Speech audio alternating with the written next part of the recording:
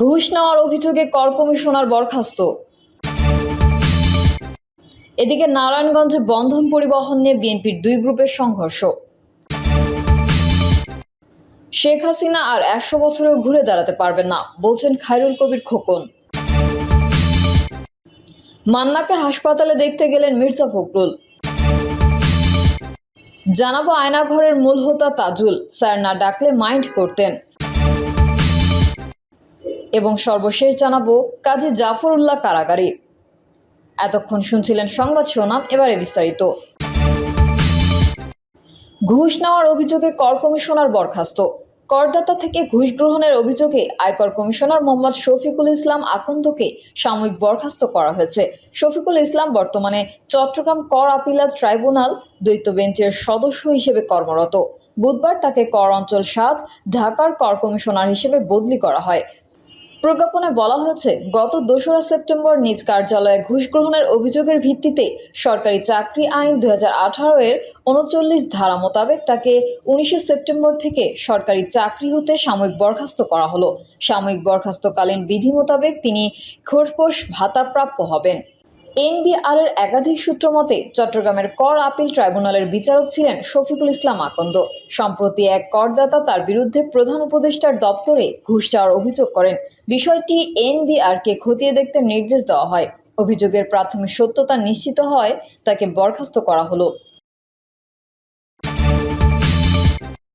এদিকে নারায়ণগঞ্জে বন্ধন পরিবহন নিয়ে বিএনপির দুই গ্রুপের সংঘর্ষ।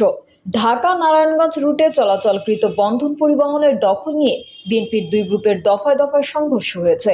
এ ঘটনায় ৮ জনকে আটক করেছে পুলিশ। রোববার দুপুর থেকে সন্ধ্যা পর্যন্ত নারায়ণগঞ্জ শহরের ১ নম্বর রেলগেট এলাকায় কেন্দ্রীয় বাসস্ট্যান্ড এলাকায় প্রায় এই ঘটনা ঘটে। সংঘর্ষে উভয় পক্ষের প্রায় ৮ থেকে ১০ নেতাকর্মী আহত হয়েছেন, তবে তাৎক্ষণিকভাবে তাদের নাম জানা যায়নি এবং পরিচয়ও জানা যায়নি। স্থানীয়রা জানান, বিগত সময়ে ঢাকা নারায়ণগঞ্জ রুটে বন্ধন পরিবহনের বাস চলাচল করত। সে সময়ে বন্ধন পরিবহনের চেয়ারম্যান ছিলেন মহানগর বিএনপির সদস্য মাহবুবুল্লাহ তপন। আওয়ামী লীগ ক্ষমতায় আসার পর বন্ধন পরিবহন থেকে সিটি বন্ধন পরিবহনের বাস ঢাকা নারায়ণগঞ্জ রুটের চলাচল শুরু করে। সেই সঙ্গে মহানগর স্বেচ্ছাসেবক লীগের সভাপতি জুয়েল হোসেন বন্ধন পরিবহন বিলুপ্ত করে সিটি বন্ধন পরিবহনের চেয়ারম্যান হন। একই সঙ্গে পরিবহনের এমডি ছিলেন কাশীপুর ইউনিয়ন পরিষদের প্যানেল চেয়ারম্যান আয়ুব আলী। আওয়ামী লীগ সরকারের পতনের পর বিএনপির নেতাদের নজরে আসে বন্ধন পরিবহন। সেই সঙ্গে মাহবুবুল্লাহ তপনের নেতৃত্বে সিটি বন্ধন পরিবহনের মালিকরা নাম পরিবর্তন করে পুরনো নাম বন্ধন পরিবহন নামে ফেরার প্রস্তুতি নেন। কিন্তু এতে বাধা হয়ে দাঁড়ায় বিভিন্ন মামলায় কারাবন্দী সাবেক ছাত্রদল নেতা জাকির খানের সমর্থকরা। বিএনপি নেতা জাকির খানের কর্মী মহানগর স্বেচ্ছাসেবক দলের সাবেক ভারপ্রাপ্ত সাধারণ সম্পাদক জিয়াউর রহমান জিয়ার নেতৃত্বে শতাধিক নেতাকর্মী ঝটিকা হামলা করে। এ সময় বন্ধন পরিবহনের কাউন্টারে থাকা বাস মালিক রুহুল আমিনকে পেটানো হয়।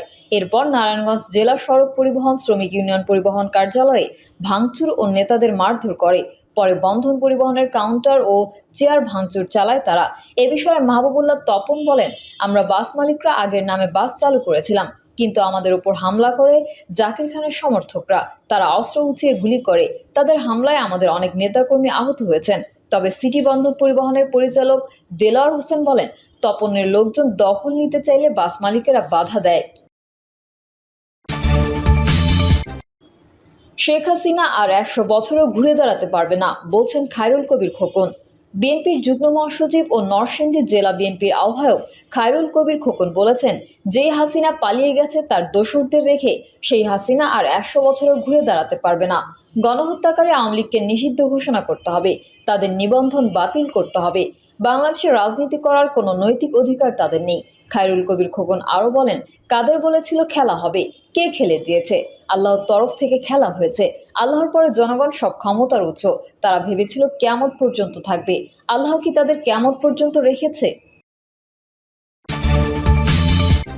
মান্নাকে হাসপাতালে দেখতে গেলেন মির্জা ফখরুল।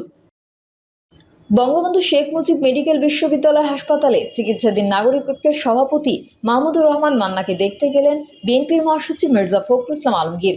রবিবার রাতে বিএনপির মহাসচিব হাসপাতালে আসেন এবং চিকিৎসকদের কাছ থেকে তার চিকিৎসার খোঁজ খবর নেন। তিনি পরিবারের সদস্যদের সাথেও কথা বলেন। এ সময় বিএনপির চেয়ারপারসনের উপদেষ্টা কাউন্সিলর সদস্য আব্দুস সালাম, কেন্দ্রীয় নেতা কামরুজ্জামান রতন, বিএসএমএমইউ এর উপরেজিস্ট্রার আবু মোহাম্মদ আহসান ফিরোজ উপস্থিত ছিলেন। শনিবার গভীর রাতে বারিধারার বাসায় হৃদরোগে আক্রান্ত হলে মাহমুদুর রহমান মান্নাকে এখানে ভর্তি করা হয়। তাকে চিকিৎসকদের নিবিড় পর্যবেক্ষণে রাখা হয়েছে। আয়নাঘরের মূল হোতা তাজুল, স্যার না ডাকলে মাইন্ড করতেন। বেগমপাড়া দুর্নীতি কিংবা অর্থ পাচার, আওয়ামী লীগ সরকারের 17.5 বছরের দুঃশাসনের আষ্টেপৃষ্ঠে জড়িয়ে আছে এমন হাজারো কেলেঙ্কারি তথ্য। সাবেক এলজিআরডি মন্ত্রী তাজুল ইসলামের 5 খলিফার তাণ্ডবে আওয়ামী লীগের পুরোটা সময় তথস্থ ছিল লাকসাম ও মনোহরগঞ্জবাসী। তাজুলের সেই 5 খলিফা এখন ধরাছোঁয়ার বাইরে। তাদের ক্ষমতার তাণ্ডবের ফিরিস্তি এখানে শেষ নয়। আয়নাঘর বানিয়ে নির্যাতন করে টাকা আদায়, টেন্ডারবাজি ও জোর জুলুম করে জমি দখল সহ নানাভাবে হয়রানি করাই ছিল তাদের কাজ। এসব অনৈতিক কাজে নেতৃত্ব দিতেন মন্ত্রীর ভাতিজা সাবেক উপজেলা ভাইস চেয়ারম্যান আমিরুল ইসলাম ও যুবলীগ নেতা শাহাদাত হোসেন, পিএস মোহাম্মদ কামাল হোসেন। কালবেলা অনুসন্ধানী প্রতিবেদনে উঠে আসে এসব তথ্য। প্রতিবেদনটিতে আরও বলা হয়, এই তালিকায় আরও আছেন মন্ত্রী এপিএস জাহিদ হোসেন ও তার শ্যালক উপজেলা আওয়ামী লীগের সাধারণ সম্পাদক মোহাব্বত আলী। অনৈতিক কাজ করে তারা এখন বিশাল সম্পদের মালিক। তবে গত 5 আগস্টের পর থেকে এই জুলুমবাজদের আর প্রকাশ্যে দেখা যাচ্ছে না। স্থানীয় এলাকাবাসী জানায়, তাজুল ইসলাম এমপির পদে বসেই বিস্তার করতে থাকেন নিজের সাম্রাজ্য, গড়ে তোলেন নিজস্ব সন্ত্রাসী বাহিনী। 2008 সালে দ্বিতীয়বারের মতো এমপি নির্বাচন হয়ে আরও বেপরোয়া হয়ে ওঠেন তিনি। নিজেকে ভাবতে শুরু করেন লাকসাম ও মনোহরগঞ্জ উপজেলার একক অধিপতি। রাজনৈতিক প্রতিপক্ষ দলগুলোর পাশাপাশি আওয়ামী লীগের ত্যাগী নেতাদের কোণঠাসা করে দাবিয়ে রাখার হোলি খেলায় মেতে ওঠেন তিনি। 2018 সালের বিতর্কিত নির্বাচনে এমপি নির্বাচিত হওয়ার পর এলজিআরডি মন্ত্রী হিসেবে দায়িত্ব পান তিনি। এরপর অহংকার ও দম্ভের চূড়ান্ত পর্যায়ে পৌঁছান তিনি। স্যার না ডাকলে মাইন্ড করতেন। মন্ত্রিত্ব পেয়েই আর পেছনে ফিরে তাকাতে হয়নি তাকে। লাকসাম মনোহরগঞ্জের সম্রাট যেন তিনি। মন্ত্রিত্ব পাওয়ার পর তাজুল লুটপাট আর অবৈধ সম্পদ অর্জনের খেলায় মেতে ওঠেন। দেশে বিদেশে বিপুল পরিমাণ সম্পদ করেছেন। দুর্নীতি, অনিয়ম ও সীমাহীন ক্ষমতার অপব্যবহার করেছেন তিনি। হলফনামা ঘেঁটে জানা যায়, 10 বছর আগে তাজুল ইসলামের মোট সম্পদের পরিমাণ ছিল 16 কোটি টাকার কিছু বেশি। বর্তমানে তা 120 কোটি ছড়িয়ে গেছে। তার বিরুদ্ধে অভিযোগ রয়েছে, এলজিআইডি মন্ত্রী থাকাকালীন স্থানীয় সরকারের বিভিন্ন বিভাগ থেকে কমিশন বাণিজ্যের মাধ্যমে হাজার হাজার কোটি টাকা হাতিয়ে নিয়েছেন। দশম, একাদশ ও দ্বাদশ সংসদ নির্বাচনে প্রার্থী হিসেবে তাজুল ইসলামের দাখিল করা হলফনামা বিশ্লেষণ করে জানা গেছে, মন্ত্রী এখানে বছরে আয় করেন 4 কোটি 17 লাখ টাকা। 2014-2018 সালেও তার আয় 4 কোটি টাকার বেশি কিছু ছিল। মন্ত্রী হওয়ার আগে 2018 সালে তার মোট সম্পদের পরিমাণ ছিল 47 কোটি 46 লাখ টাকা। 4 বছরের ব্যবধানে এই সম্পদ দ্বিগুণেরও বেশি হয়ে যায়।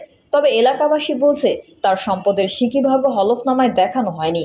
তাজুল ইসলাম হাজার কোটির মালিক। তার সম্পদের পাশাপাশি বেড়েছে তার স্ত্রী ও আত্মীয়স্বজনদের সম্পদও। অবৈধ সম্পদের পাহাড় গড়ে তুলেছেন তারাও। কাজী জাফরুল্লাহ কারাগারে।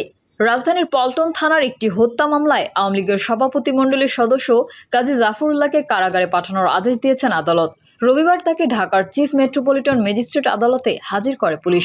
এরপর মামলার তদন্ত কর্মকর্তা পল্টন মডেল থানার উপপরিদর্শক তন্ময় কুমার বিশ্বাস তাকে কারাগারে আটক রাখার আবেদন করেন। এর পরিপ্রেক্ষিতে ঢাকার অ্যাডিশনাল চিফ মেট্রোপলিটন ম্যাজিস্ট্রেট সানাউল্লাহর আদালত তাকে কারাগারে পাঠানোর আদেশ দেন। প্রিয় দর্শক, এই ছিল এখনকার সর্বশেষ সংবাদ।